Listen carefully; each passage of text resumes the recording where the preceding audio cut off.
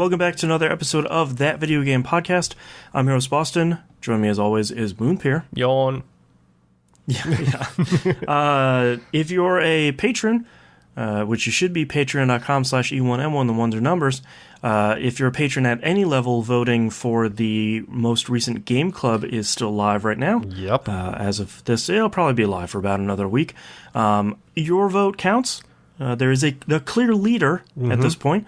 But we don't always have a ton of people voting in there, so your vote could really swing things around. So if you're not a patron, patreon.com/E1M1, the ones are numbers, and even at $1, it helps the show out a ton.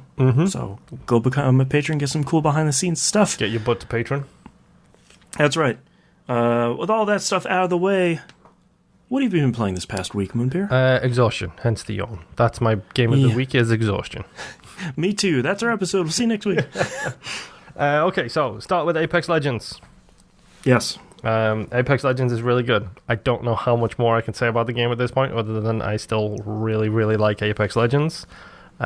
We were actually talking about this before we recorded Pup yesterday, because Mina had seen a lot of it but didn't really know what it is.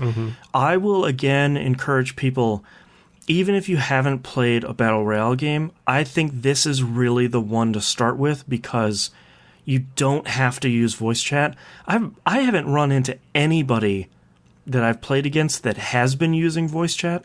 I've run into more people in Anthem that are using voice over IP than anyone in Apex. Mostly because of the ping system. Yeah, the ping system is it's a thing of beauty. Yeah, I mean, Fortnite just added it to Fortnite this week, so like it's clearly a game changing thing that I think you, as someone who's, if you've been interested in battle royales or even if you haven't really been, it's free. Give it a shot. Yeah, matches are fast. It's quick. It's relatively easy to understand if you have experience with the Titanfall games. Then you've got a fair bit of introduction to the weapons. Yeah. The game it's just genuinely quite fun to play, and now I'm really going to embarrass myself because I made a mental note. Oh, I should write down the name of the gentleman from the community we played with, and I didn't. Oh no. So our apologies. Yeah. Sorry about that. No. I'm scrolling through my Xbox friends list as we talk. It's Angel Eye. He's the guy I played. Oh, Angel Eye. Yeah. So he's very active on Discord. So he reached out to my wife. They were planning on playing and they didn't have a third, so I jumped in too. Played a whole bunch of rounds. We decided to make the smart decision of playing on Saturday in the mid-afternoon when all of the heavy hitters are playing. Right. So it was basically a Tom Cruise movie. It was live, die, repeat, whatever it's called. Right. 5 minute 5 minute loop. Edge of Tomorrow copy. Yep. So tough introduction for Angel at the time. But you know what? We made it. We played a couple of rounds, got him a bit more used to it, explained how the whole systems work, because Angel hadn't played a BR at all either. So it's a very good introduction, and yeah, you don't need like you said, you don't need the voice chat. It helps. Even if you're using voice chat, that ping system is perfect because it's like, oh, over there, ping. Yeah. You don't have to be like, it's compass bearing. It's on the second floor of the really beat down building that, whoops, I'm dead. Yeah, exactly. But we had fun. It's right near my corpse. That's usually what I say, where it's like, hey, it's by my dead body. Yeah, that's me too, to be honest. But we played a couple of rounds with him. I was expecting to come into the show this week with 0 victories under my belt. And then, this morning, we had a rando who was using voice chats, to use my wife's terminology here. We had a one-night stand who was using voice chat, and dude was a killer. Really? Legit killer. Like, he came in, we cruised, like, nice easy start to the game with, like, very little going on. Then we got walled in one building while squad after squad after squad after squad was starting stuff with us. Jeez. And we ended up walking out, my wife with 2 kills, me with 5 kills, and this guy with 11 kills. Walked out Championes. And yeah, man. I got my final class-related achievement, support. Thank you, Lifeline. Hey, nice. Now I just need to win with everybody. So, no big deal. 3 more victories to go. That's all I need. Yeah. But it's fun. It's just... Go try it. Go give it a shot. No matter what platform you're on, there's an option there, unless you're a Switch-only person, in which case, sorry. But Fortnite's over there. It's on PC, it's on Xbox, it's on PlayStation. I'm pretty sure we've got enough community members that where someone will be willing to give it a shot with you.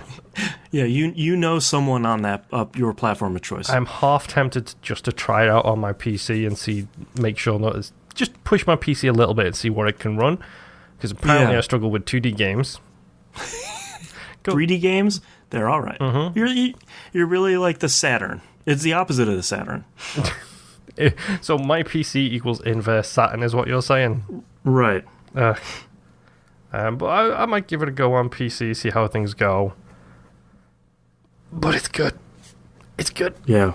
Hopefully they put in cross progression at some point. Because then you can just play it wherever and it doesn't matter. Yeah, if they can put in cross progression or even cross play, that would be perfect. And that'd be the business. At this point, I think they've got the player base to be able to say to Sony, you want to flip that switch for us there, buddy? Right. You find and flip that switch. Yeah, I feel like every week there's like, hey, we got 10 million more players this week. Mm-hmm. But no server problems, so very few. Like occasionally I'll get into a match and the first like 5 squad deaths it'll be run like molasses basically. It's like you're running through molasses. Those are my favorite ones where it's like, I'm gonna shoot this guy and just pretty quickly it goes away, but it's usually as soon as it's down to 15 squads, which is 5 squad deaths, it just starts all of a sudden it's just like click and then it runs perfectly again. Yeah. But that's maybe 1 in every 25 to 30 games. So yeah, it's very rare. It's rare enough to be fun. Mm-hmm. So it's no big deal, and it's a good. Let's just jump in and shoot some people. Yeah, and you can play aggressive, you can play safe, whatever you want to do is fine. Matches are never too long. Yeah, I think our victory today was maybe a 30-minute match, and that was 30 minutes of 10 minutes of quiet and then 20 minutes of absolute chaos for the whole rest of the time. Right. I'm trying to think of a good name for the rule, but we have introduced our rule, which is if there is 3 squads left and you hear the other 2 squads fighting, because that includes you, the 3 squads left, you book it to that location, and then the second it says 1 squad left, you get in there and you mop up the mess. It's the let them fight rule. Yes. For Godzilla. Exactly. So it's let them fight, let them take each other down, and then we go in and we clean up the mess. Yep. And it's really kind of interesting because today, when we had our victory, we found ourselves as part of the 2 squads that were fighting with 1 other squad out there somewhere. So it was like that nerve-wracking moment of someone better not let them fight us, because if they let them fight us, I'm going to be so mad. Yeah. But luckily, we actually managed to push off the other squad who we were fighting with. We put 1 down, and then 2 of them backed up, and that allowed us to heal. And then they started fighting with the other surviving squad, and it's just this constant ebb and flow of who's shooting who. So good. I kind of feel bad, because it happens to us all the time, but I feel bad when it's 1 squad that get pinned down by like 2 or 3 other squads. Yeah. It's like it's a bit of a D move to be jumping in on that pile. Yeah, but like you said, I've been in that position where it's like, okay, there are 2 squads out front of this building. There's a back door. We're going to go out back there, and we'll try and revive this guy. Whoops, there's 3 squads. Okay. Yep, now we're all dead. So yeah. Go player. Yep. My second game this week is Dead by Daylight. Because honestly, this week has been a case of I don't know what I want to play.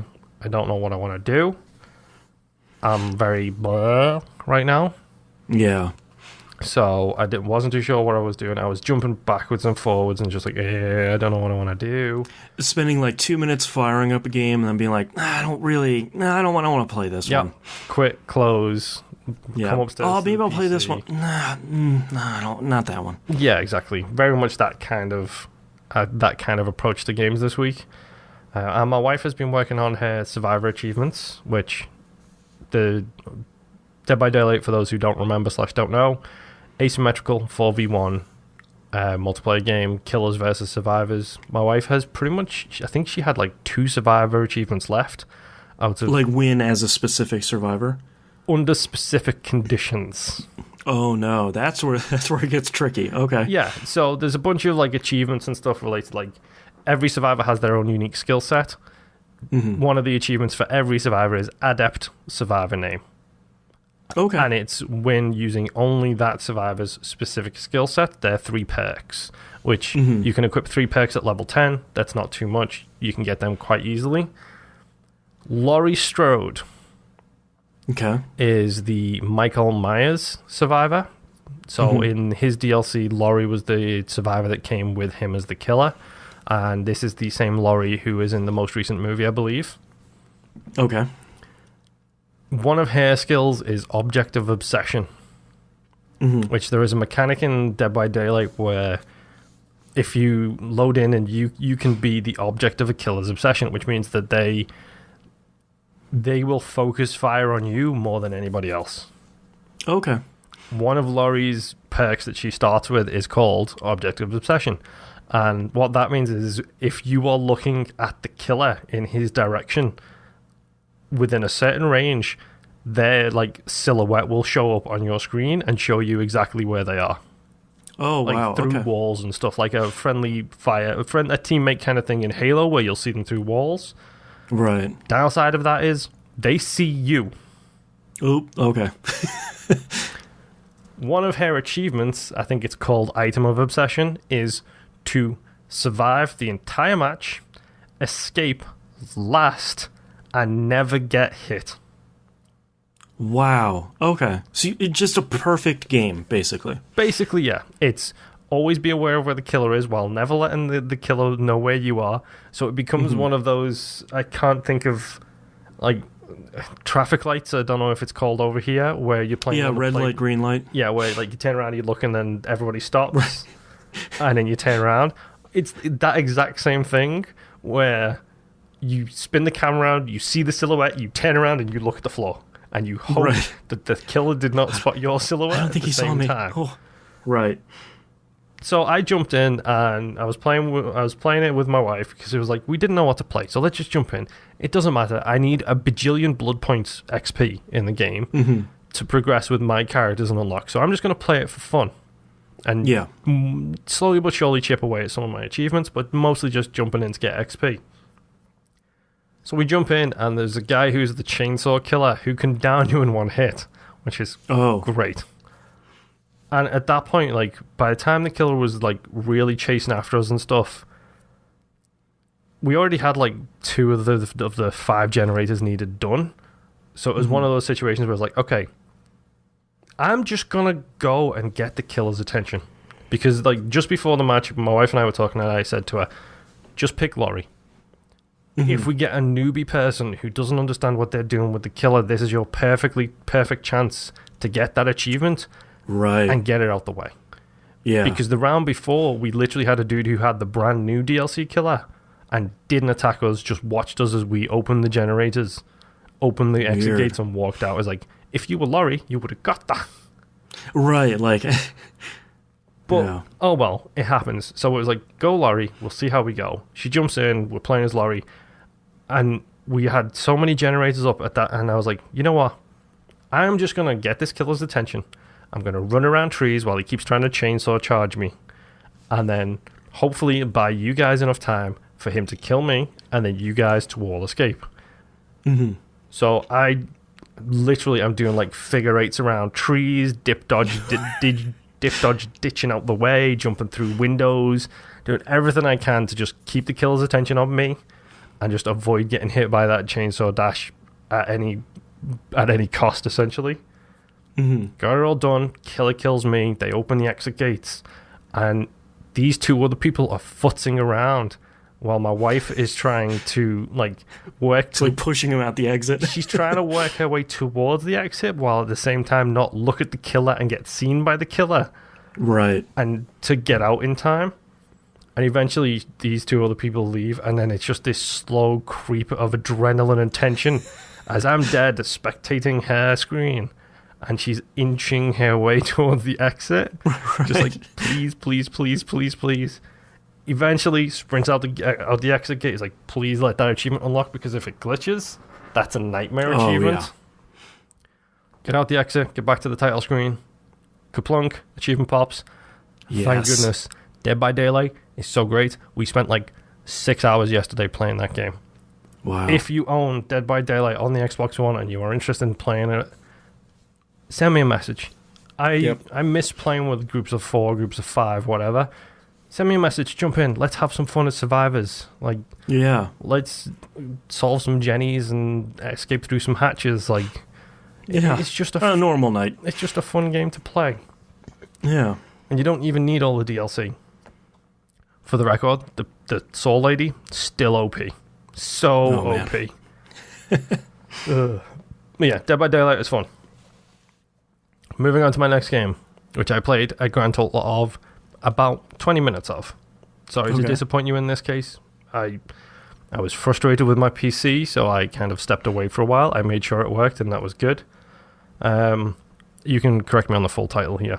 ToeJam and Earl. It's back to the groove. Back in the groove. One of those two. Yeah. So, is this just a straight remake of the old one? No. Okay. So, this is tough. Let me cross this off my list real quick. Cross. I've probably put about 4 or 5 hours in this, I think, in little sort of fits and spurts. Have you played any of the other 3 ToeJam and Earl games? No, not a frame of them. Okay. So basically what they've done is they've taken the framework of the first one, which is you crash land on Earth, your ship explodes, you need to go through X number of levels and collect all 10 ship pieces, and then you win. They take that, and then they put some of the stuff that really worked in ToeJam Earl 2, and they put that in this as well. Like shaking trees to hope that presents or food comes out, feeding coins into the little meters that are around to potentially get stuff to pop out. The hyperfunk zone, that all stuff was. Is the hyperfunk zone the crayon based? Yes. Thing? Okay.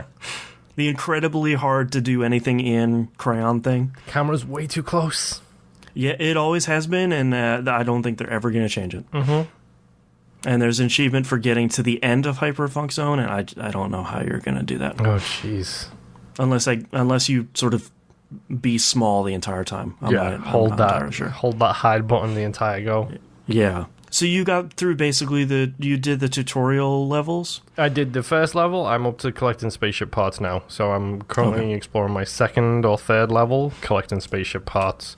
I messed myself up because I didn't have a controller attached to the computer at the time, so it was really weird moving around with the keys. And those PC controllers. That game has a lot of buttons. Yeah. Yeah. I think the tutorial is actually really good. It basically gives you... I think I got through it in like 12 levels. It makes it really easy. It has all sorts of pop-ups that tell you all about how to play ToeJam Earl, how to play a roguelike. It's teaching you about unidentified presence and how you identify that stuff and how you level up and all that stuff. And I think they did a really good job on that. Yeah. And it's nice to see they have 3 difficulties in this. It's normal, easy, farty, which it says it's easier but gassy, and then toddler, which just says play this if you're under 6. And apparently toddler mode is really easy, so if you have youngsters at home, they will probably enjoy playing that. It's got that colorful vibe that the kids would probably like as well. Yeah. I largely like Back in the Groove. I think it's been 28 years since the first ToeJam and Earl, and I think they have done a really good job at sort of respecting the genre that they helped solidify here in the US, because this is one of the first roguelikes that most people have played if they didn't play stuff on the PC. Yeah. I think they have all the normal stuff that made ToeJam and Earl great. It has the controls are great. They added stats to the characters now, which I think is really a clever idea. Every time you level up, it gives you an increase on 3 stats. Mm-hmm. And I think the best selling point on it is, number one, it's $20, and number two, it's more ToeJam and Earl. The first one, not 2, not whatever 3 was trying to be. It's more of that 2D ToeJam and Earl that you really love. I think my largest problem about this game is it has so much in there that I really love. It has all the enemies that made the first one great, like the dentist and the phantom ice cream truck and the boogeyman and all these great guys. They make a reference that the bees aren't in the game anymore, which is really great because the bees were terrible in the first one. And they do a thing now where enemies get stronger and stronger the deeper you get into the game, which I think is a really great change. My problem with the game, though, is there's too much stuff on every level. There are way more friendly units now. In the first one, it was usually like the carrot guy, obviously, the wizard that heals you, and like the opera singing lady that pops earthlings. That was really it. Now they added a whole bunch of additional people and a whole bunch of extra bad earthlings. And part of my frustration with this game is because they added so much of that stuff, there's so much stuff on each level that it's less fun to explore a level and try and find all the presents, try and get all the experience you can, because you get experience for uncovering tiles on the map and opening presents. Those are sort of your 2 big experience gainers. But as a result of there being so many Earthlings on each planet, it's sort of a mad dash where it's like, I have to find a puzzle piece if there is one. If not, I'm going to hopefully find the good elevator and get myself out of here because there's just so much stuff. Yeah. And I think compared to the first one, I feel like that's a real miss. It doesn't make the game bad, but it sort of makes me look at it and be like, yeah, I could probably play ToeJam and Earl 1, though, because that game is still really good. Yeah. I still recommend this, because ToeJam and Earl 1 is it's not as easy to play as this is. You know, present management especially is rough. But I think they put out a good game. And it's more ToeJam and Earl, and I unlocked one of the characters already. I unlocked Earl's mom, which is a really great character. Okay. It literally looks like Earl with just a big gray wig on. Okay. And her what are her benefits? She can eat rotten food and it won't hurt her. Oh, and when you do a high five with someone else, it gives them more health, which is helpful. Yeah. But yeah, it's good. I haven't done any multiplayer yet. I haven't done any couch co-op yet. But as someone who backed it, I'm happy with how this came out. They made another ToeJam and Earl game. Yep. The first one, which is what we wanted. Oh, I mean, it's one of those things. You backed it, you're happy with it. That's pretty much the highest praise you can give it, really, isn't it? Yeah. And I spent a lot of money because this is one of those Kickstarters where I always said, like, hey, if I can fund a ToeJam and Earl, I will put my money where my mouth is. And I put literally hundreds of dollars towards funding it. And they said earlier today that they have sold 20,000 digital copies that weren't purchases through limited run games or Kickstarter people. So they're doing pretty well so far. It's only been out for a couple of days. It's not too bad for them. Yeah, and they have a big patch in the work. There's a bunch of trophies and achievements that are sort of busted. There's some bugs here and there, like sharks coming out of the water and wandering around land.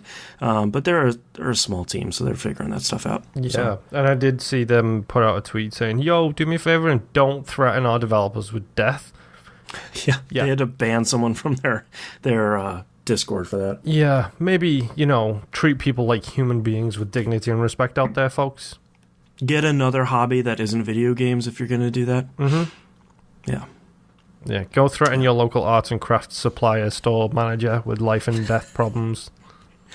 Please don't do that, unless it's like the arts and crafts store for Bob's Burgers. No, because they're just funny. Yeah.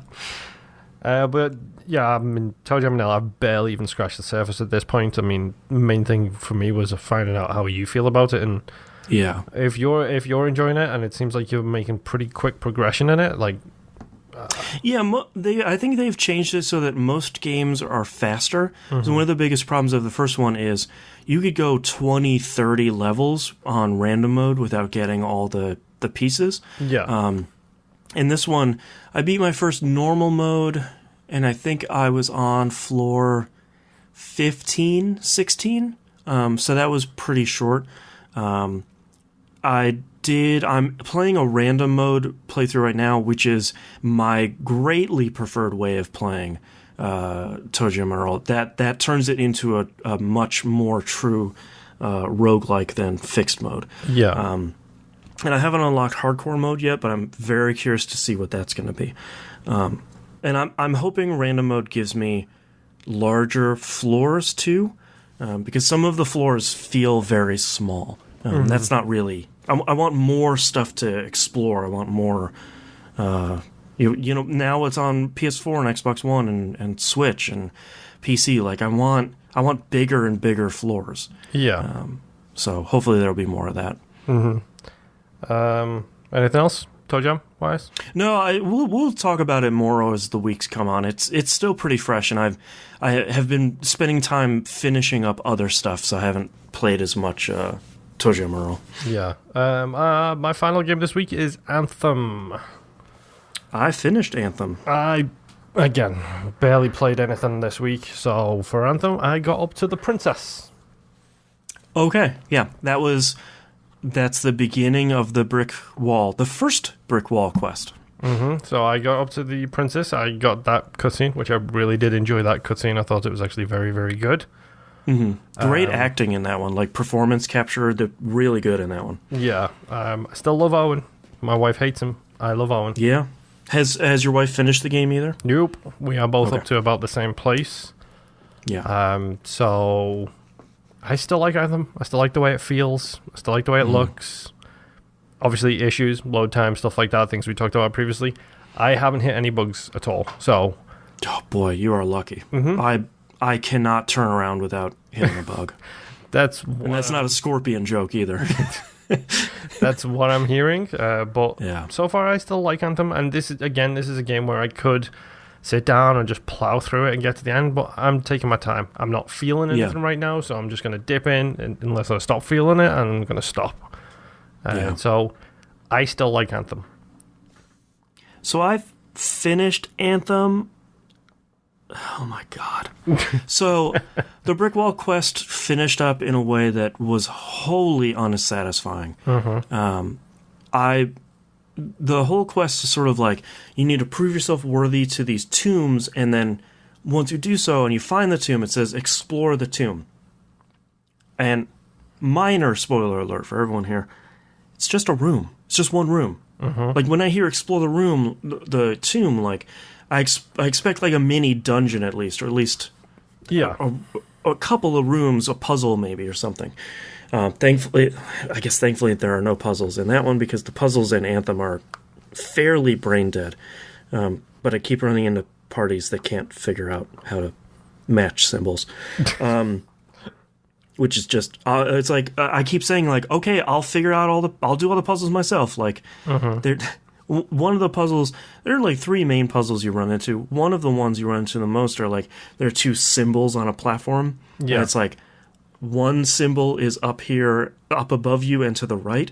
So that's probably the right-hand side one. And then you just spin the left-hand one until it says okay. Yeah. Yeah, like these are not complicated puzzles. I have unlocked 3 of the 4 javelins at this point. I played with Storm a little bit, and I like Storm as a class, as a javelin class.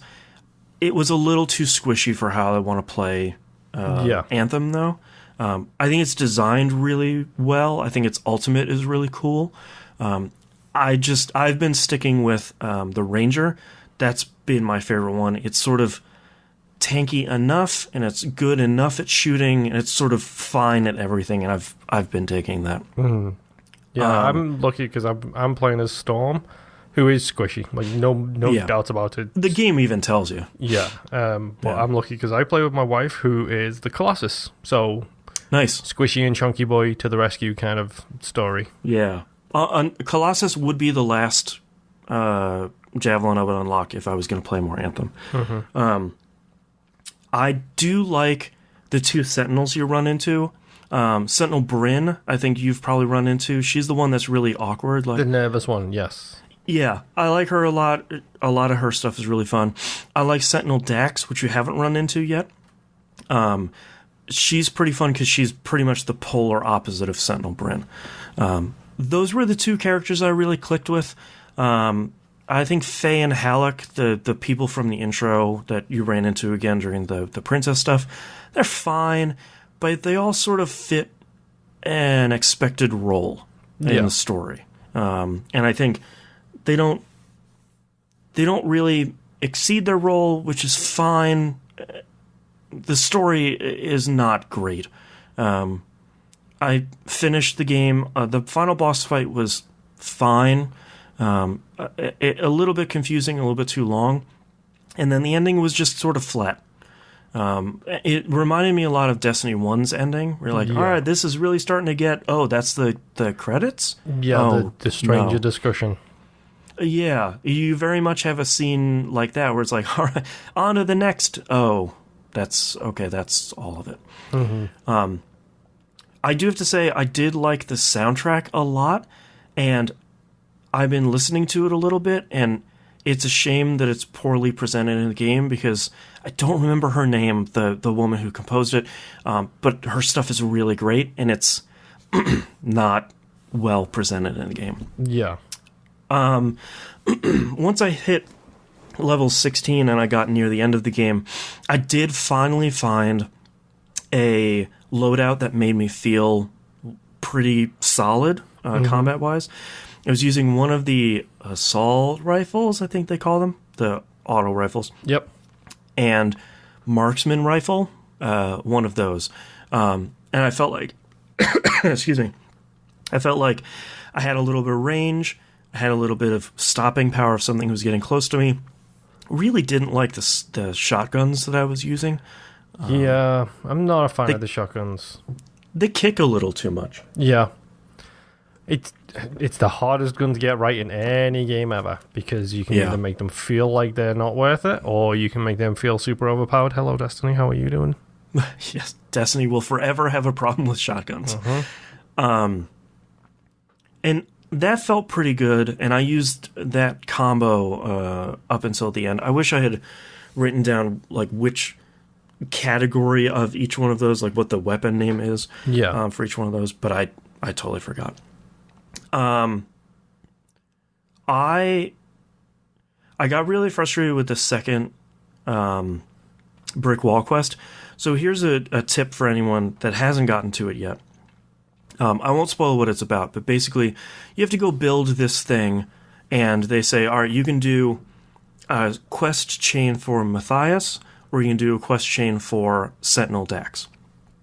Start with Sentinel Dax and do all of her missions first. Because when you get to the end, it says, all right, you can build to this thing. And it's like 100 of 3 things and a bunch of other stuff. And you need to get these 3 items that you can only get from killing Titans. So the big dudes you run across in the free play. The pro tip, though, is you fight a ton of those titans in Matthias's quest line that you should do after that, because if you complete both of those quest lines, it takes the required materials for each one of those categories down to 10. So instead of like 100, 100, 100, it's just 10, 10, 10, and like 3 of these things at the end. Okay. And you're going to get a ton of experience, and you're going to get all that stuff anyways. So do Dax first, then Matthias, and then at that point you should have everything you need to build this thing and sort of finish the game. Yeah. I really wanted to like Anthem, and I really was hoping that Anthem would do it for me in the way that Destiny clicked with me. Mm-hmm. And I feel like most of the time, I wrote down this. The main problem I have with Anthem is it puts me in a bad mood while I'm playing it. And that's like the literal opposite of what you want to have happen with a game. And it's I'm not saying you shouldn't enjoy Anthem. Like, God, I love Destiny. Like, it's widely regarded as a game most people don't like. Yeah. And I'm not saying, like, boycott Anthem, it's blah, blah, blah. I'm genuinely not having any fun with anything, any system in the game at any point when I'm playing Anthem. It's not a game for you. 100%. And, like, I don't even click with the flying, because to me, they shouldn't have put the overheating system in with flying, or if diving should cool down your jetpack or whatever twice as fast as it does right now, because it definitely needs a go faster update on the dive. Yeah, because all you do right now, they crippled the most fun thing in Anthem, which is flying around in free roam or flying from point A to point B in a mission. And it basically turns into, I'm going to fly for a bunch, I'm going to run across the ground for a couple of seconds, I'm going to fly a bunch, and sort of rinse and repeat. And that's... Yeah. It would be more fun to pilot wings it, where you're sort of, up and down and up and down to cool yourself off. That would be kind of fun. It would almost turn it into a mini game. But I think for me, I don't click with any of it. And the bugs that I'm running into are, I am pulling the trigger to shoot my gun, and my gun doesn't shoot. Like, it is fundamental bugs like that. Yeah, that's a very big bug. Yeah, and I think when I have a mission that goes well and everything happens correctly, it's fine, but it never really grabs me like a lot of the other stuff does, and I would rather just not play Anthem for a while. I will definitely keep it installed. I will definitely check it out, whenever the next big update is, and when they put out a big bug fix and there's more content, I will definitely check it out. But as for right now, I'm tapping out. No, it's completely understandable. I mean, if it's not for you, it's not for you. Like, I'll see how I feel when I beat the game. We'll see if it's going to do the Destiny 2 thing for me, where I play the base game and say I'm done, or if I stick around for the long haul. Like, honestly, I don't know. And to be fair, it took me probably about 15 hours, maybe a little bit longer, to finish the story. I feel like that's a pretty good amount of time. It's not like Destiny 1 where it's like 5 to 8 hours and we're done. Sort of like, ooh. Yeah, boy, Destiny 1, was it Destiny 1? I think Destiny 1, my wife and I started that on a Saturday and had beat it by Saturday night. Yeah, that was too short. And I feel like Anthem is probably still going to be too short for a lot of people. Let's remember it's not really a BioWare game. Mm-hmm. I feel like 15 hours is a pretty good length of time. Yeah. It's about right for games of that size and scope. Yeah. But, I mean, it's Anthem. I'll play it. I'll make my way through it. You'll at least finish the story. Well, yeah, I'll definitely do that. And it's me, so I'll probably go achievement hunting for a whole bunch of stuff. But a lot of the achievements seem fine. They're just, like, do X levels of weapons. It's like, that's fine. That's just that's sort of grindy. Like, that's fine. I mean, I'll play as I'm playing it. I'll see how I feel when I get to the end of it. Right now, it's a good game. It's nothing special right now. That's how I feel about it. And I was really hoping to get to level 30 and like start figuring out the end game and sort of getting that. And I see where the end game is, and nothing is really pulling me towards doing that. Although the thing they have introduced in this that I really hope Destiny steals, or at least finds some way to do it, is there is a way, when you go hop in your Javelin, it gives you like the 5 options where it's like mission, free play, strongholds, whatever. Yeah. There's that one option that people should not pick until you finish the game, because it will happily throw you into the final boss mission with no warning. Is like hop into other people's games as they're playing through the story and play through it with them and like help them out. Yeah. That's really, really cool, and I really wish more games like this had that. It would maybe be hard to implement in something like Destiny, but it'd be great to like replay a random mission, random story mission, or help someone that needed help, something like that. That'd be something I would want them to steal from Anthem. Yeah, I mean, it's a good feature. I've barely messed around with any of the public lobbies because I've just been playing it with my wife, so it's just been me and her cruising around on private lobbies being like, yeah, we can handle this, it's normal. It's actually a cakewalk. Yeah.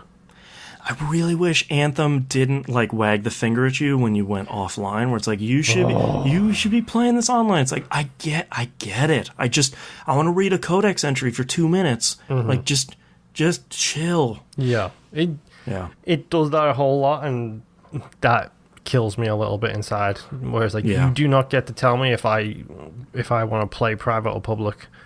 Like, right. You don't get to every single time I switch it to private, it complains. And then every single time I hit launch, it complains. It's like, no. Like, don't put private lobbies in then. Like, just require 4 people. Like, Yeah. I'm not going to beat Anthem up too much. I'm just, like we said, it's not for me. I'm not going to keep playing it. Yep. But yeah, that's all I've been playing. So tell me about Bad Decisions, please, Boston. That'll be the second game here. Okay. We'll talk about just crossing Anthem off my list. I've been playing more Darkest Dungeon. If you're not a patron, we finished up our 4 weeks of that on We Rogue Like It. If you're not listening to We Rogue Like It, it's in this same feed. It's really good. We're having a lot of fun doing it. You had mentioned Alex Navarro over at giantbomb.com, saying that no one really ever beats Darkest Dungeon. Challenge accepted. I'm going to finish that checklist. By God. Oh, wow. It will probably take the next 5 years. Okay. So for anyone that hasn't played Darkest Dungeon, when you come out of a dungeon, or you look at sort of the game has an overall checklist of, like, raise these people to level 6, and go fight these bosses, and go into the Darkest Dungeon. Yep. Back to the pit.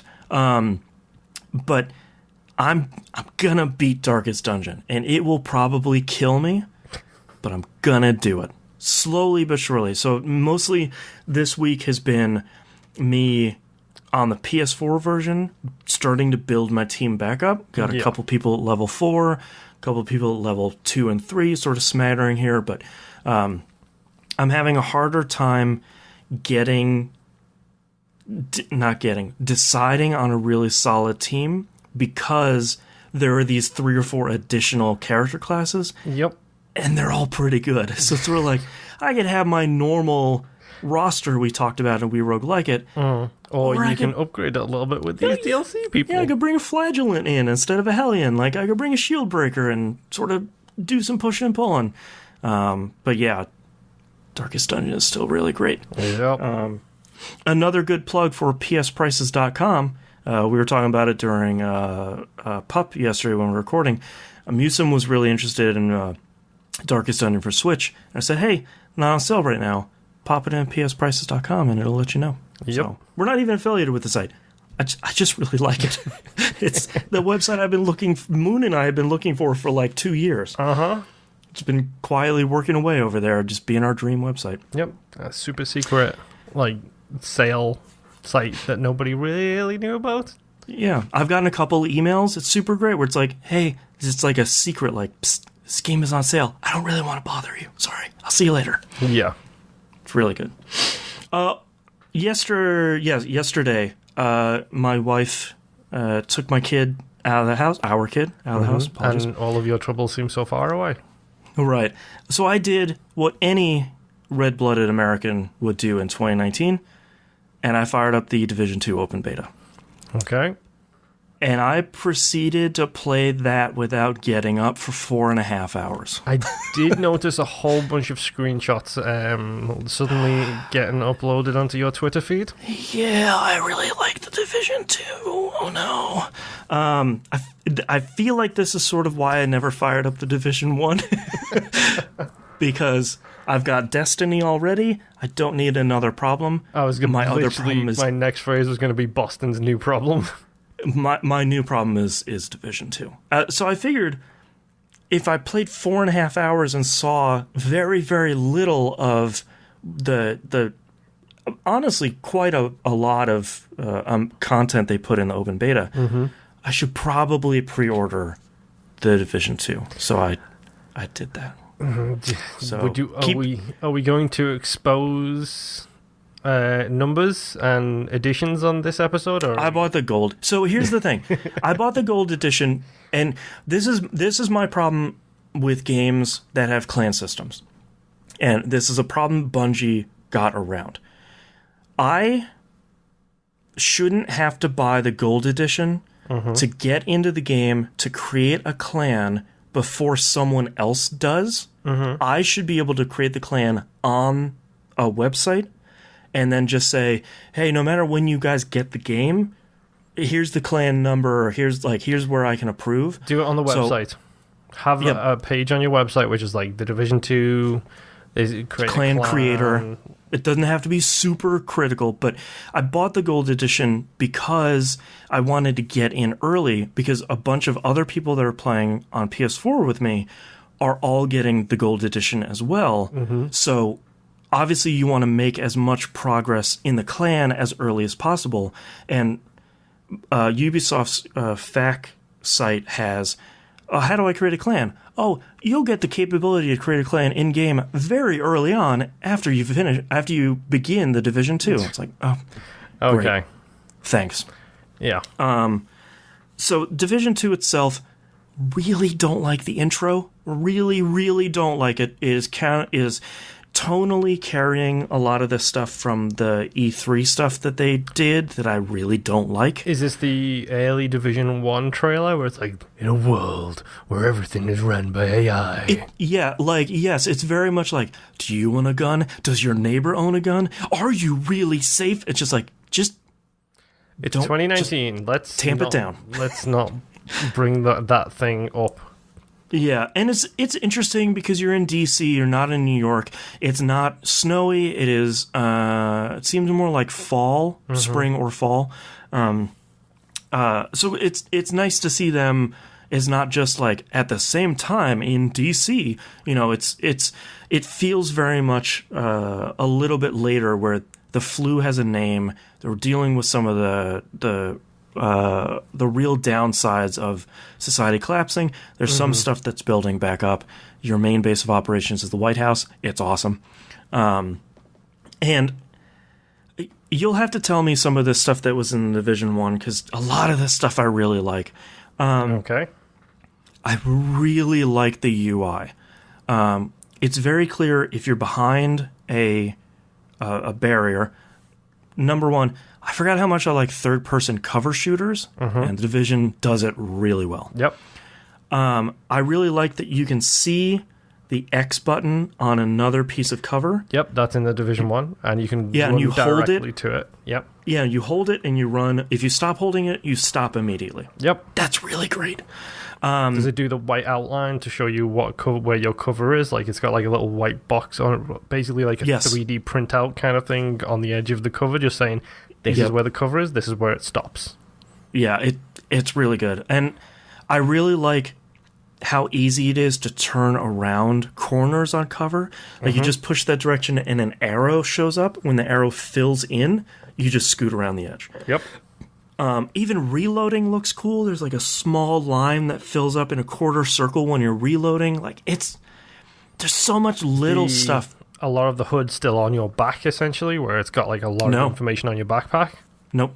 Nothing on your backpack this time. There's actually, when you're aiming down sights, a little box pops up that has, it's really very small, has your armor, your ammo for your all 3 ammo types, and grenades, and your 2 active items. Interesting. So I think because there's a little bit more information it's showing you this time, that they sort of took that out. But surprisingly, that's really the only HUD that's in the game. There's a mini map and there's some stuff on there, but it's not like old school World of Warcraft where it's like, all right, I have this little postage stamp where I actually play the game. Yeah. It has my weakness in it. It Recruiting has base people building. and building up a base. Yeah. Yep, that's new. And that was not in Division 1 at all. Thank God. It's really interesting because you start off in like the east sector, I think they call it, or wherever. There are like 3 or 4 areas, like safe areas. 2 of them you can build up by giving those people, like you're picking up steel and food and water and stuff like that. Yeah. 2 of them, though, are like this theater district the U.S. have taken over, and the White House, still awesome, that you get to build those up significantly, where those are where your recruited people go to, and they're giving you side quests. You go out and do the side quest and give them a bunch of stuff. That levels up the place. Like, oh, they'll now have a hydroponic garden. They'll now have like a video game corner for the kids, so morale is going up. And that will get you more stuff in the shop and more side quests to do ongoing. They had a broader sense version of that in the first one, where it was like, this is the HQ, like the home base, right? And you upgrade it by getting medical supplies, tech supplies, whatever. But it was basically just a do this tech mission, and you get tech resources which you can use to upgrade aspects of your base. But it was, as soon as you were halfway, like even like a third of the way through the game, you'd already upgraded it all if you were doing everything. It was like, okay, now I've got all these little things I can pick up from this thing, I can pick up from this thing, and I can pick up from this thing every time I come back. Right. Interesting. Yeah, because this one, there was a really early mission where the game was like, hey, look, if you want to open up this next thing in the theater district, you need to go do this mission and save this person from being executed publicly, and then you send her back to the White House, and you have a crafting table that opens. And now you can craft the stuff, and as you level her up, the more stuff you can craft, the more blueprints you get, et cetera, et cetera. Yeah. So that felt really good, like going out, doing a mission, getting a person, and dragging them back to the White House, and having them open up their crafting table. I think the level up animation is good. I don't know if it's changed. It's like this whole screen like yellow effect, which it looks it's really been great. So long since I leveled up in Division, I can't remember. Sorry. Yeah. I ran into some timed side quests, which was go storm this area, kill this big named boss, they'll drop some blue gear, and you're equipped blue gear. What else? The 2 active items I picked were the turret, Always good. Is really great, because the thing I really like about this turret is you can look at an enemy and hit R1, and that will be the turret's focus. So that it's not just like shooting at whatever it wants to. You can say like, can we shoot at this dude who's going to come and hit me with a club? Like that, they need to go down. Yeah, that's definitely new. It was previously it was basically there's a bad guy within my vision range, so I'm just going to shoot that bad guy until he dies. Okay.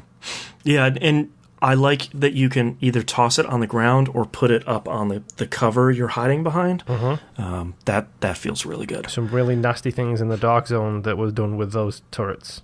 I bet. Yeah, just like locking down a whole area. I didn't do any of the Dark Zone stuff that was in the open beta. I know it's there. I'll do that on the full release. The other one I picked up was the drone. There are 3 options for the drone. which two of them, the first two were locked in the demo. One is you basically mark 2 points, and then the drone sweeps in and drops a bunch of bombs there. Interesting. That sounds like BB-8, as we called it on on Division 1. BB-8 was basically a rolling mine where you drop They have those again. And it would follow you. And then as soon as you got within range of an enemy, it would just run away from you and go and blow up right near them. Oh, that's fun. Which we call BB-8. Do they have that? And I didn't pick that, so I'm not sure how much different that is. The second one was a harassment drone, which just has a gun on it, and it just follows enemies around behind cover and everything. You just basically send it off into the wilderness to go kill. That's pretty good. And the third one is the one I picked because it's the only one that had unlockable in the demo, which was a healing drone. It just hangs out above you and your team and recovers your armor. That's pretty cool. Lasts for almost a minute. Like, it lasts for a really long time. Yeah, in Division 1, it was med kits and, like, it was a gun that you shot somebody with that heals, or it was a big, massive med kit looking thing that you tossed on the ground and it just had a healing radius. Oh, okay. Ow. They might have those too, but there was a significant amount of stuff that was locked, so I'm not sure. This sounds like such a dumb thing. I really like the loading screens because they have 3 categories of things you can learn about. I had to write them down: gameplay, mechanics, and story/lore. Yep. And the loading screens are not short, but there's only one of them, so that's fine.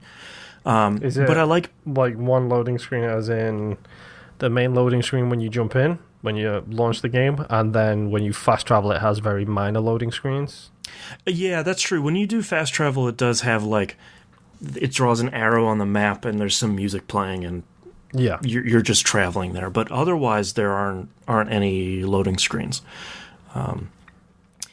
I really like being able to, as someone who didn't play the first one, and I know that there's, like, the money flu is the thing that happened in the first one. I think you'll find it's the dollar flu. Thank you very much. Dollar flu, sorry. It's nice to know that there's some of that stuff. I can learn more about that stuff in the game itself. Yep. Which I really like. And I like that I can learn about the mechanics of the game while I'm playing it too, because there's going to be a lot of stuff that I don't know because I didn't play the first one. Yeah. So, like, not knowing that I can put a turret on top of cover. I learned that in one of the loading screens. That's great. Yeah, it's really great if you're in cover. Usually, I don't know how it is with Division 2, but in Division 1, if you're ever in cover and you have an offensive skill, if you're aiming high enough and you just tap the skill deploy button, he will put it directly on the cover above him. Yeah, it seems like that's, like, you can lean to the side and that they'll place it on the ground then, but if you're leaning over the cover, then you'll put it up there. Does it do the same thing Division 1 did, where you hold it and it turns it into a throwable, where you can throw the turret on the other side? You know, I never tried. It was a really good, like, flanking tactic in Division 1, was if someone's hiding behind cover directly in front of you, you throw your turret behind them to the side, and it shoots them, forces them to stand up, and then you pop them as soon as they stand up. Wow. See? These are all the tactics I need to know. When you get the chance, just hold the button and see if it gives you, like, either a lob option or, like, a different type of firing mode. Interesting, yeah. But yeah, and I think the thing I haven't really talked about, the shooting feels really good. I mean, Ubisoft is I feel like very proficient in that, but man, does Division 2 feel great to play. And it's one of those things where, like, I sat down and I'm like, all right, I'll do, like, the intro mission or whatever, and I'll play for, half an hour or so. Yeah. And then, the cat got off of my lap because he was hungry, and I was like, what time is, whoops. It sounds like me of a weekend where, like, oh yeah, I'll do my laundry and my chores and stuff like that. It's like, oh wait, it's 10? Right. PM? When did that happen? Yeah. So I feel like if I did that with the open beta, that's probably a really good sign that I'm going to enjoy what the final game has. It seems like the launch version of the final game has a ton of stuff in it to do. And then, of course, they have a roadmap, which is fine. They literally started their E3 presentation talking about this thing by saying, here is the endgame stuff, forget about all that rest of the stuff. Well, what's great is all the DLC is free. So because I bought the gold edition, I'll have the season pass. Early access, a whole bunch of I get early stuff. access. Early access to all the DLC. You get like a week early access, which right now I don't really care about. I might feel differently in a couple months. Mm-hmm. I get a little hamburger charm for my backpack, which is what I'm stupidly interested in. The only thing you bought it for. It's just and I'm. It's frustrating that I'm buying it for the early access stuff. I shouldn't have to, but I'm glad that I'll be able to play it sooner. I'll play it in 9 days instead of 12. When does that come out again? Because 15th. This was a lock-in on our purchasing list. Right. This was I will buy the Anthem and my wife will buy the Division and we will see which sticks kind of thing. Yeah, you got the library sharing, so everything's good. Yep. Tropico 6 comes out in like 2 weeks. Yeah, that's right. I forgot they delayed it from like February to March. Yeah. So Division has been plopped down, slid to the side. Temporary benched for a couple weeks. Tropico 6 is subbed into the game. Right. So, yeah. So, I will be doing my best to pick this up day one. I have some things I need to look at first, but it's the Division. I'm excited for the Division. I put way too much time into the first Division. Yeah, now there's even more. And one thing I am really curious about is if I create... So for anyone that's going to play the Division, I will be creating the clan. I'll put all the details on the Twitter account, at TVGP. Don't worry, it'll all get handled. The one thing I'm curious about is that is it like Destiny, the clan where it's cross-platform? Right, or is it platform specific? Because if I'm creating it in the game, that to me makes me a little bit worried that it's going to be platform specific, which would be fine. I'll run the PlayStation one, you'll run the Xbox one, someone nice from the community will run the PC one. That's fine. But but clans have been done really well in other games, and I don't think this is a huge issue, but it's one of those things where it's like, I wish we could have done that on a website. Yeah, I mean, Destiny 2 showed you how to do it. Like, they were like, okay, you can create it pretty much as soon as you unlock the ability to do it in-game. But more importantly, it is a cross-platform clan. Right. Because... Well, I created the Destiny 1 clan through the website before Destiny came out. So I could say, like, all right, whenever you guys join, just E1M1, let's hop on in. Yeah, and with Destiny 2, it was one of those things where, like, we would get rewards for things you guys were doing on PlayStation and vice versa. Yeah, thank God they're changing that back in this next season.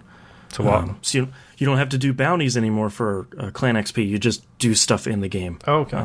Which is great. That's how it should have been. Also, real quick thing about Destiny 2. If you're a lapsed Destiny player that has the annual pass, they did the smart thing.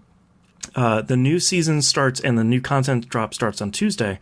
And if you're not up to light level... the Drifter will have 5 quests that take just a couple of minutes each to finish. Each one of those quests will give you 2 pieces of light level 640 gear. Finish all of them. You have a full set of 640 gear. You're now light level 640. Good idea. Well done. That's the way they should have done it. Because day one, you spend a little bit of time. You can now do all of the cool new content that's coming out. Yeah. Thank you, Bungie. Get on it, Hannah. Get caught up quick. I sent that tweet over to Hannah, and he said, "So I guess we're playing Tuesday, huh?" I said, "Yep." So, but that's perfect because the Hannah has all this stuff. We just need to get him through the campaign, and then right up to level 640, and then the amount of stuff that he can do without having to just get this slow grind through the game is incredible. So, but. I'm very excited for Division 2. So now I have Destiny 2 new stuff this week, Division 2 the week after that. I sort of have a problem. Yeah. So thank goodness I'm not playing more Anthem, because I don't know what I would do with I just stopped sleeping, I guess. Yeah. But that's all I'm playing this week, so let's take a break.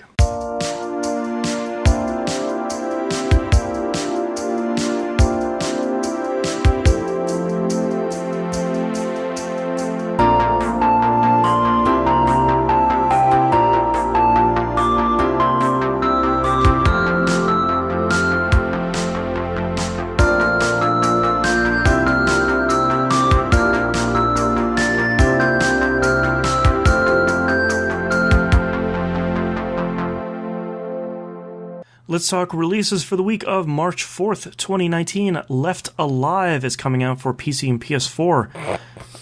This is Square Enix's spiritual successor to the Front Mission games, except it's like a third-person shooter, and that stuff sounds not great. Shinkawa of the Metal Gear designer and artist did the art for this. Mm-hmm. That sounds really good. The rest of it does not. Really interested in this based off the trailer. Yeah. The fact that you just said third-person shooter makes me think. Not from Square. That's not your bread and butter. If you're going to give me a Front Mission spiritual successor, guess what it should be? It should bloody SRPG. It should be Into the Breach. Yeah. Yeah, just publish it. Like it's already out there. Audica is coming out on PC on VR. This is Harmonix's new game. They dropped a trailer for this last week. Yeah, I've been seeing ads for this, and it looks kind of interesting. It looks really cool, where you're sort of like dragging and shooting the. It looks like it's probably on Oculus, the Steam Vive? Yeah, Oculus. Yeah, probably Oculus and Vive, because it uses the two-hand controller things. But Sony has the PlayStation Move, dude. Come on. Sony doesn't really have VR. This looks really cool. I hope that this is a big hit for Harmonix. I'm hopeful that they can get out from under the messaging of like, yeah, but why should I play this when I have Beat Hazard? That's the only thing I can hope they can market around. Dead simple, because it's Harmonix. I'm so close to swearing again. But I wouldn't blame you. But Beat Hazard is hugely popular at this point. It is, and people might say, we got Beat Hazard or whatever. Name me a rhythm game that Harmonix has got wrong. They made a collectible card game for phones that was beat-based. A physical collectible card game. And still made it good. Yeah. It's unfortunate, though, that the Harmonix name doesn't really have any cachet now, because we're so far away from Guitar Hero and Rock Band. Devil May Cry 5 is coming out for PC, PS4, and Xbox One. Please stop releasing games. Just please. Give me the rest of the year. I still feel like I really don't know if this game is going to be good or not. I'm very curious to see reviews on this, knowing that the Devil May Cry series as a whole is very divisive. Oh, boy. But I feel like that's an understatement. Yeah. But I sort of enjoyed 4. I enjoyed what I played of DMC. Talk about divisive there, but I could be willing to try Devil May Cry 5. It could be pretty fun. Yeah, I'll wait for it to hashtag Game Pass 1. Yeah, exactly. And last but not least, Kirby's Extra Epic Yarn for the 3DS. This is what Nintendo's calling it, an enhanced remake of the Wii game. So basically, they're taking that really cool Kirby's Epic Yarn game and they're pulling it over to 3DS and adding some new stuff here and there. Good. From what I understand, it's a very good game that can be very challenging at points, but only if you're going for all the extra special stuff. So it's a very good platformer. And it's good timing because they announced another Yoshi's Woolly World for Switch. Correct. So congratulations, you got the name right. Thank you. They sort of share the same DNA, so it might not be a bad time. All right, let's move on to news stories. Pour one out for the Vita Viking. Sony has officially ended Vita production in Japan. So should I buy a Vita at some point? Yeah, I think if you can get a Vita and get a 16 gig card and just not have a lot of stuff installed, I think there's a lot of cool stuff that came out on the Vita. You can probably get a recommendation from the Hannah about what games you should pick up. But yeah, it's CHP on Losing Ranger versus Devil Dogman. Thank you very much. That's right. There are a lot of good PSP games that you can play on Vita, and they work really well because it's basically the same form factor and the mostly the same buttons. So, yeah, Vita was really great, and it never had a chance. But I still have mine hooked up in my bedroom, and it's still it can still play games. I haven't had anything to play on it lately. Yeah. If House and Fata Morgana comes out digitally, then I will definitely play that. But all that stuff has moved over to Switch. So yep. It is understandable because Switch sold consoles. Whoops. Yep. And didn't have proprietary memory cards. That's right. Yeah, you can. God, I got a huge memory card for like $7. It was so good, so nice. Speaking of Switch, Nintendo has come out with they came out with a Pokemon Direct, and they announced Pokemon Shword. Nope. Let me try that again. Shword? Pokemon Shword? Sword and Shield. I have enough trouble spelling Shield. I also have trouble saying it, apparently. Sword and Shield features. Nope, I totally lost that joke in the middle of it. Anyways, this is their new full Pokemon game for Switch. It's definitely what we all wanted for a really long time. It appears to be featured in the UK, which is really great. The memes that have come out about this already are impeccable. Twitter's been really great. My favorite ones so far are the yellow... The red box van blocking the way, obviously, to further in the world when you get a skill that lets you get past her or whatever. With the joke about why are we sending Kanto $360 million a year? Why don't we just spend it on our own poker centers? Yep. Really good gallows humor right there. Yep. And I went into a poker store and I bought 15 Pokeballs, and the woman was like, "Do you want a bag?" I was like, "No, what do you think I am? An Octillery, which is an octopus Pokemon." Which is amazing, but it's all in good Scottish. Yeah. I'm pretty excited for this one because I feel like it's been long enough since I've played a Pokemon game that I play like one out of every 4 games that come out. I think the last one I played was probably the OG like Diamond and Gold. Okay, I think I played Black and White on the DS. I don't think I played any after. I don't think I played X and Y. But I think it's been long enough that it has come out, and I'm like, oh, okay, yeah, like I could play a Pokemon game. I could have some fun with that. So hopefully it's good. I don't think there have been really a bad Pokemon game. They're all pretty similar. Yeah, it's take this template, put it in a new format. There you go. Right, it's the same. Send your hate mail to tvgpfans@gmail.com. Yeah, it's the same game over and over again. But you know what? They've always been quality games. Yeah, so they're always good. So. Who cares? Yeah. Last but not least, Microsoft might be testing installing Xbox One games on Windows 10. So, let's walk through this because this is weird. Yeah. Microsoft has you know how Xbox has like the Xbox Insiders where you can get beta dashboards and stuff. There's a similar program for Windows 10, and the last couple of Windows 10 builds have had vague instructions on there like, hey man, we're giving you a copy of State of Decay. Try to install it and let us know what goes wrong. Don't worry about playing it. That's not the part we're worried about. We just want you to install it. Yeah, just let's see if we can install this thing, huh? And everyone was like, well, that's weird. Okay, I don't know why we'd be concerned about that because I think this first State of Decay also came out on PC. It did. So everyone's like, okay, cool, I install a PC game, whatever. People started doing some digging, and that copy of State of Decay is coming from the Xbox distribution servers, not the Windows ones. And it's packaged in the XVC format, which is the same packaging format Xbox One games come in. Yep. It still needs DirectX, it still needs your C++ redistributable, it still needs all that stuff to get it to run on Windows. But it seems like Microsoft is attempting to take these digital copies of Xbox One games and through some sort of wrapper get them running on Windows 10. Yeah, so they're basically doing tests because they can run State of Decay on PC. Yep. We know that because they did release it. Yeah. Let me correct me if I'm wrong here, and let's daisy chain this to other rumors that have been around.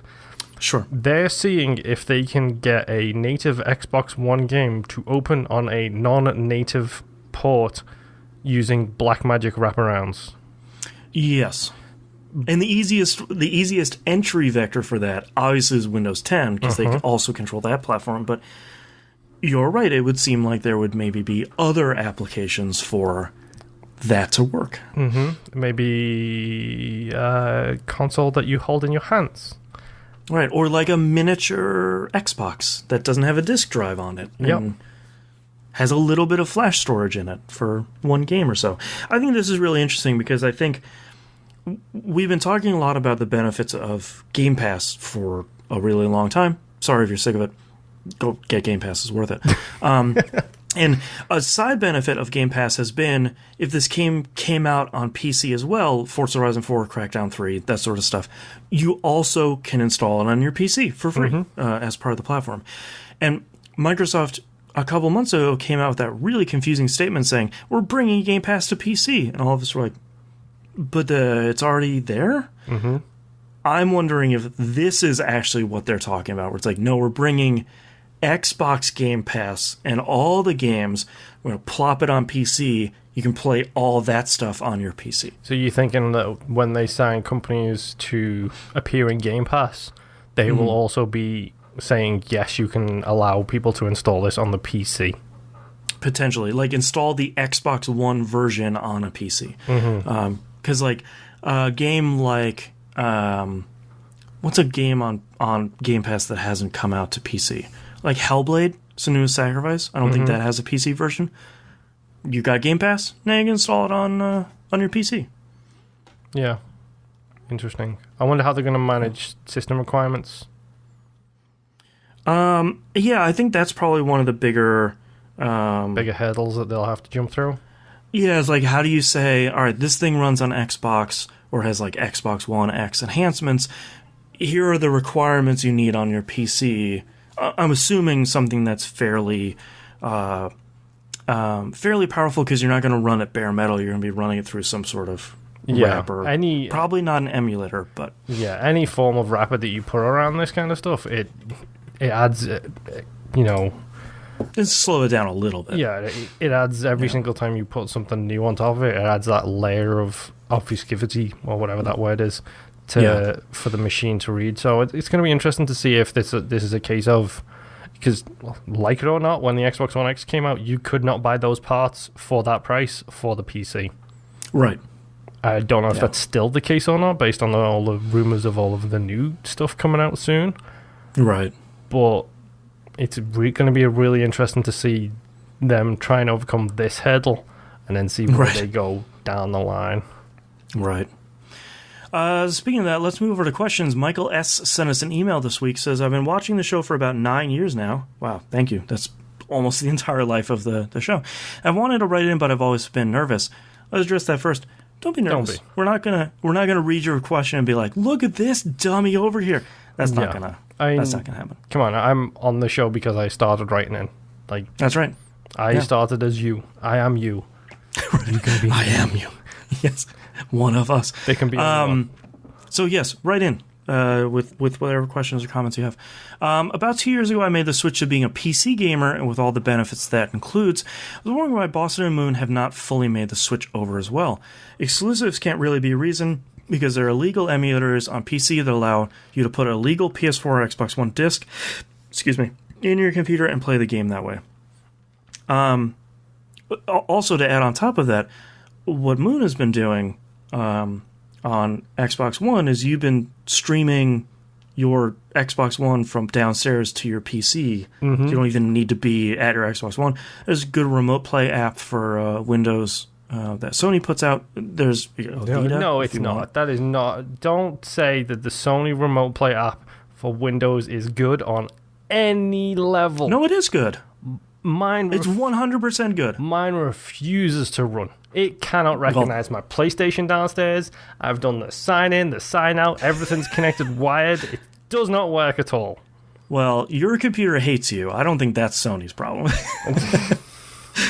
But for me, it has run very, very smoothly. Oh, mine doesn't work at all, dude. And I think to answer Michael's question here, a lot of reasons. I can give you the brief rundown. Sure. Listen to this week's roguelike if you want to hear some of my tales of woe. Yeah. start off with that story. I spent 3 hours trying to play a 2D game on my PC because I couldn't figure out why it was running at 5 frames a second. Go listen to We Roguelike It for that whole story. That's 2 hours of my life that could have been sat down in front of my Xbox playing games. Right. Number 2, I spend anywhere between 8 to 10 to 12 hours a day at work sitting in front of a PC. Right.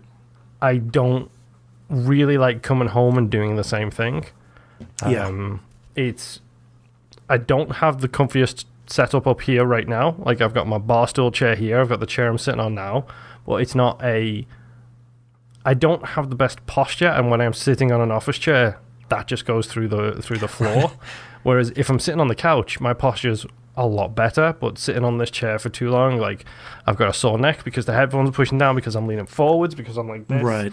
You're like sinking into the floor. Exactly. Yeah. There's a lot of reasons why I don't, and to be honest, I can't afford to be bleeding edge on the PC to get what you could get, because I'm not saying it's PC is indefinitely, it's the more powerful, it's the more customizable. Mm-hmm. Legally speaking, you can get everything you could possibly ever want and play it on the PC. Yeah. You just have to follow the right steps to get there.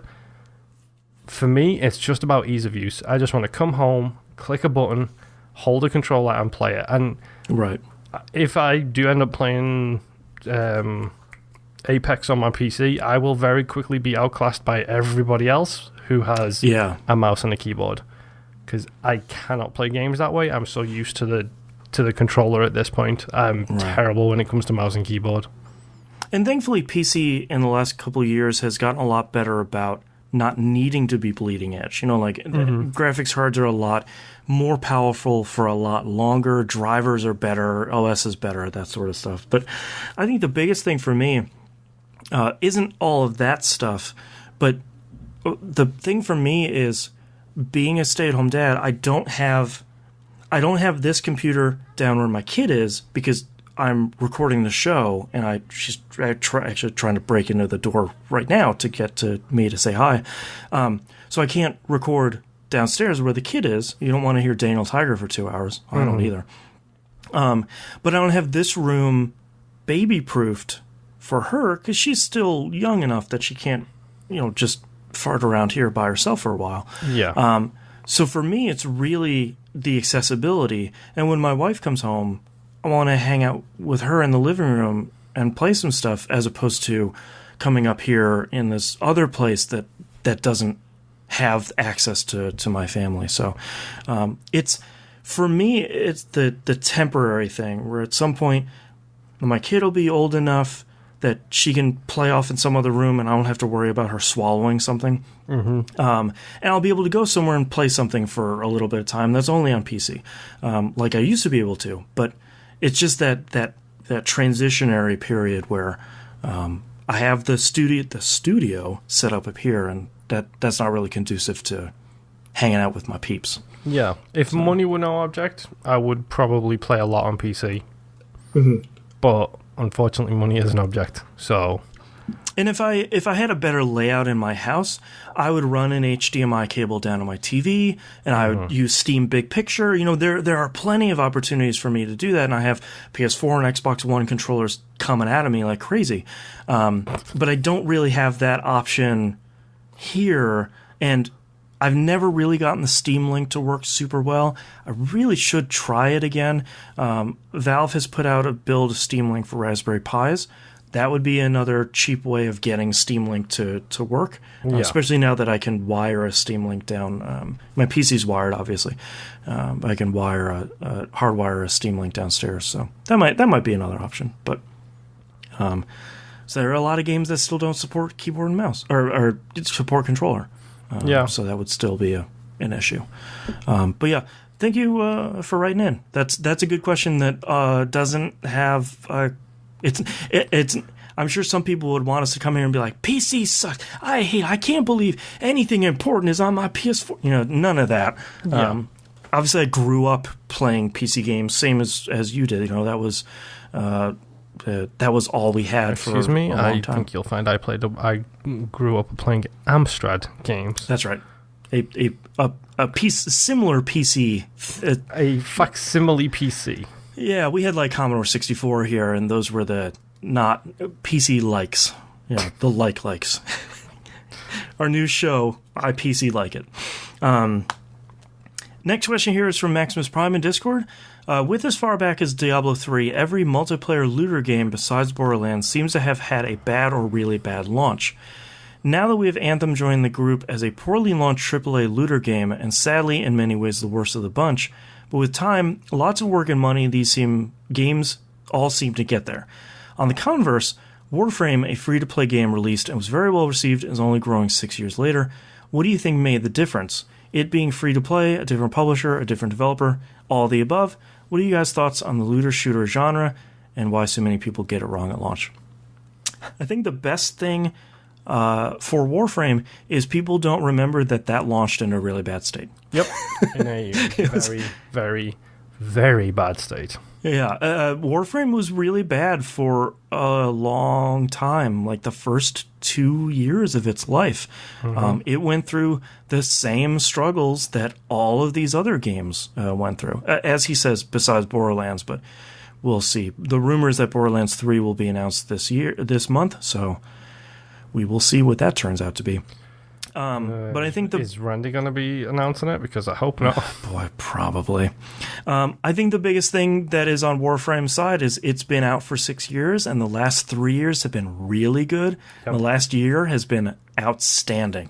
It persevered through the bad times. Yep. Well, number one, it's free. Always helps. I don't care who you are. I don't care what studio you are. If it's free, it helps. Ladies and gentlemen, let me point to Exhibit A, Apex Legends. The Battle Royale genre. Yes. Now. Number two, they just iterated until it got better, and they cut staff. They did what they needed to get the company through time and time again. They didn't do loot boxes. They did microtransactions correctly. Mm-hmm. Like, they've made the right decision by their specific audience, and I like the decisions they have made. I don't like some of the ones that they made, but that's fine. Sure. The decisions they have made have worked for them. It's the exact same thing that... I can't remember the name. Elite Dangerous developers do. They make the correct decisions by their specific audiences, and that's absolutely fine. They have faith in their product and its ability to sell, which you can do when you're a small studio, or when you're a mega studio. Right. And I think one of the biggest successes of Warframe's developers over the last couple of years has been community engagement, not just listening to the fans, because that's an important part of it, but it's also monthly live streams and really being honest when they screw stuff up and trying to rapidly fix and mitigate a lot of that stuff when it does come. It's not, some of the worst of Destiny where it's like, yeah, we're gonna fix it, but you gotta wait 3 months for a season. None of that stuff's happening. Where it's like, we've got a fix in, we're planning to do it next week. We're gonna get it right, guys. I think that's the attitude that has endeared so many people to Warframe. And Warframe's just fun to play. That's on top of it. That's their biggest thing, is like they have nailed those controls like something wicked. Out of curiosity, because I just wanted to confirm that my suspicions were right, how many games do you know of that have a dedicated convention? Boy, there was an EVE convention for a while. There still is. Okay, there still is. For just one game. Minecraft has one. Yeah, that's definitely. Fortnite has one now. Does it? I did not know that. It's upcoming. Blizzard doesn't count because that's all their games. Yep, that's a publisher event. Yeah.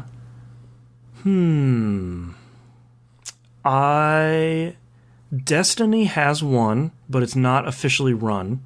Guardian Con. So I'm not sure if that counts. I don't know. Does Warframe have one? Warframe has one. It's called TennoCon, which is That's really good. the name that you get given. You are a Tenno. That's pretty good.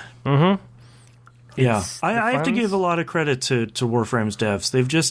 They've stuck with it. They believed in their game, and they just keep doing crazier stuff. Like their new expansion that just is coming out is all about this like pirate radio station.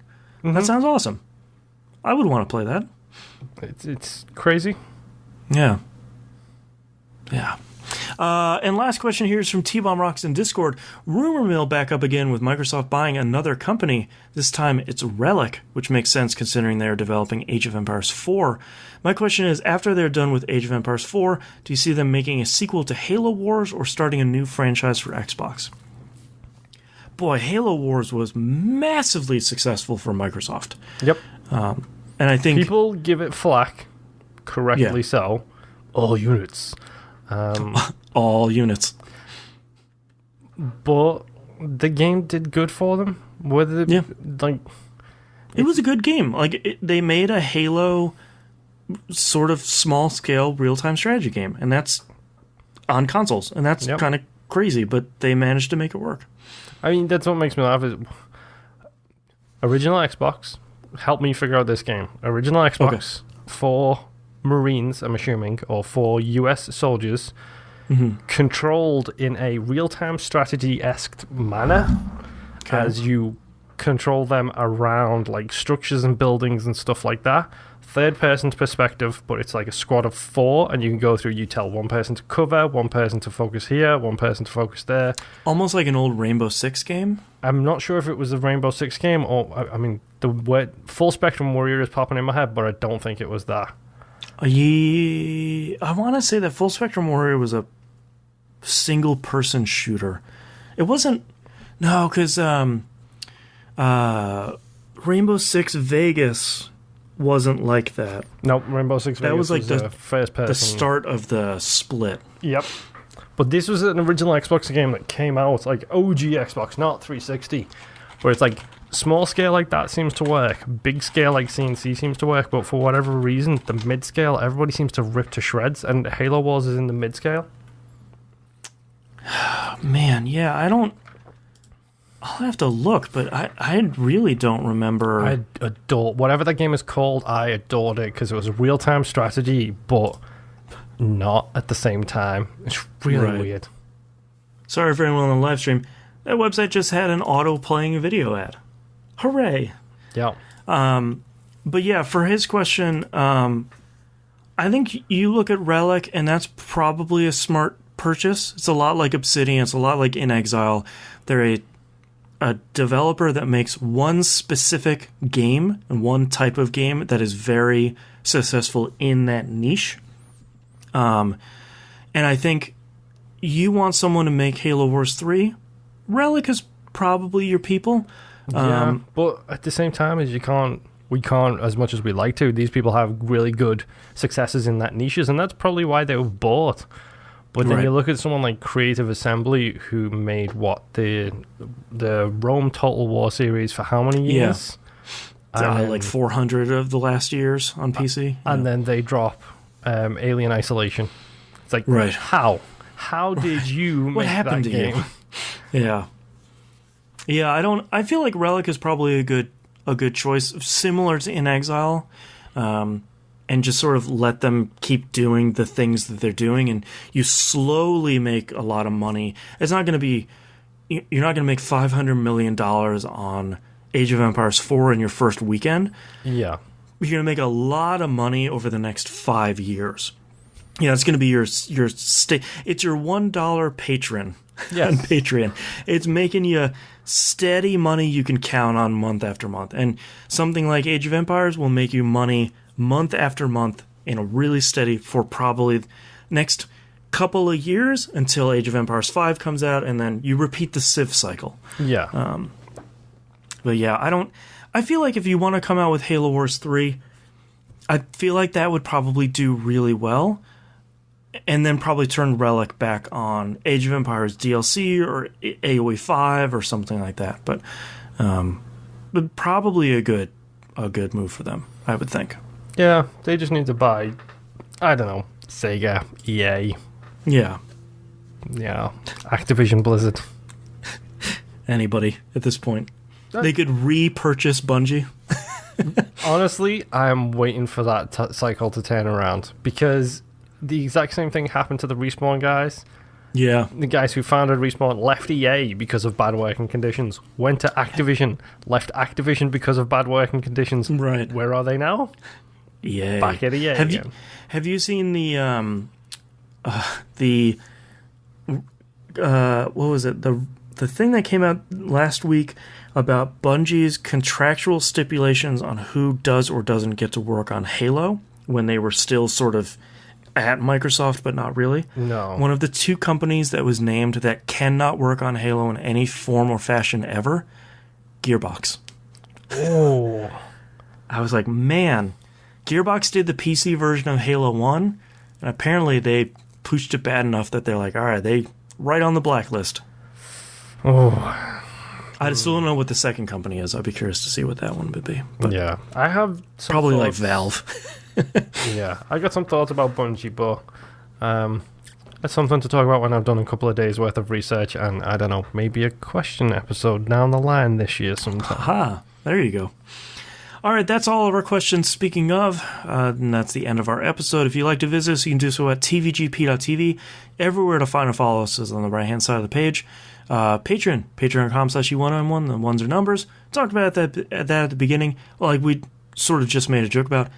Even $1 helps out. There was a really good thread on Twitter today about if you can afford $1 month over month for the show, that helps out a ton. And it's not like an insult like some people think. There's no insult to supporting the show. So no. You can still help out the show for $1. Game Club is Brother Tales of Two Sons. I have about 2 weeks left for that guy. Mm-hmm. Just like it is the Souls of Ditto. Yep, just started a new game on We Rogue Like It. If you're a patron, you'll get that new episode this week. And it'll be coming out tomorrow, but might as well talk about it here at the end of the show. We're looking for a third chair on the show. It could be you, or someone you know that maybe doesn't listen to the show. Anybody. It doesn't have to be anyone from the community. But I'm going to put a quick form for gathering some info, gathering some stuff about your setup and some stuff about TVGP. Keep an eye on Twitter and Discord for that going out here probably tomorrow, late tonight, early tomorrow. So that'd be late Sunday, early Monday. And get in. Maybe you can be a third chair. We're looking to bring some fresh blood here onto the show. And apparently we just recorded 2 hours and 11 minutes. So apparently we just want to get back to that 3 hour mark. Mm-hmm. So keep a lookout for that. And maybe you can apply and be on the show. And thank you very much, everyone, for listening. We'll see you all next week. Bye. I stopped writing titles at one point. I only have 4 titles. My stupid camera is doing the red thing again. It's been doing it all episode, and it's driving me crazy because I keep seeing it like, now magenta, now I'm red. Oh, bright red, light red. Right. Bright dark. All right, hit me with them titles. Okay, Live, Die, Repeat. Yeah. Inverse Saturn. Yep. Let Them Fight Rule. It's hard to title on noise though. Jimbo in chat. Present management is tough. Boy, that one's really good. Bring your flagellant in. Boston's Next Problem. Yeah. Game Pass One. Shword /Shword and Shield. Oh yeah. And Facsimile PC are the ones I have. Shword and Shield. All right, I have Angel Eye with an exclamation mark. It's by my dead body. The opposite of the Saturn. I have Let Them Fight, and then you had Let Them Fight Rule. Either one would be fine. Live, Die, Repeat. Inverse Saturn. Present Management is Tough. Boston's Next Problem. And Shword and Shield. Shword and Shield. Shword. Oh, boy. I like Shword and Shield. Yeah, the ones jumping out at me are Shword and Shield, Inverse Saturn, and Let Them Fight. Like, they're the 3 that jump at me. Yeah. I also like Present Management is Tough. Yeah. like almost a little too long, though. You could almost shorten it to just present management. True. But I don't think it's as good as Shword and Shield. Shword and Shield. I think Shword and Shield takes it. Shword and Shield. Okay, I'm going to circle that one. Oh, wow, I've got nothing for this. You could do a Sean Connery joke. I don't know Sean Connery movies. I don't either. He was Bond. He was. He was also in the Highlander movies. Yeah, there you go. You say that like I could pull out a reference at the drop of a hat. I don't know. There can only be one. That's the only one you need. Yeah, that's true. Yeah. I don't know. Yeah, let's just go. All right, starting in terrible. 3, 2, 1. This is That Video Game Podcast, episode 593 from March 4th, 2019. Shword and Shield. There can be only 1, 2 Shwords. Shields. All right, thank you so much, everyone, for watching live. And thank you for hanging out with us. We'll see you next week. Bye. And we can stop recording.